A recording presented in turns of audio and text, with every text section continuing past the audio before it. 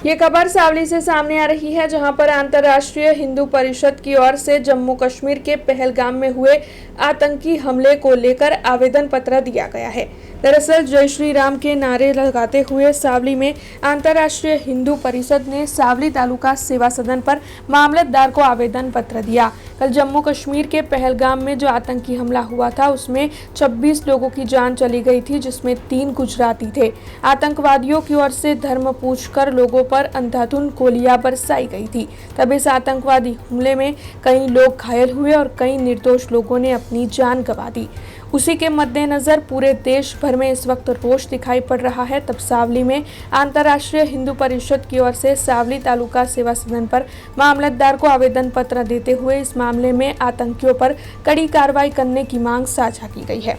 કાલે જે પહેલગામમાં આતંકી હુમલો થયો એને લઈને વિશ્વ આંતરરાષ્ટ્રીય હિન્દુ પરિષદ આજે આવેદનપત્ર આપ્યું છે સાવલી મામલતદારશ્રીને। અમારી માંગણી છે કે આ આતંકીઓ સામે સખ્તમાં સખ્ત કાર્યવાહી થાય।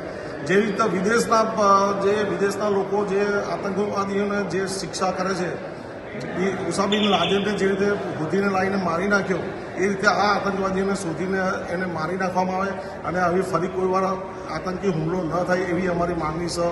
આજે અમે आंतरराष्ट्रीय विश्व हिंदू परिषद द्वारा आवेदन पत्र આપવામાં આવ્યું છે। हमसे जुड़े रहने के लिए हमारे YouTube चैनल को सब्सक्राइब करें और नई वीडियो की नोटिफिकेशन के लिए बेल आइकॉन को दबाएं।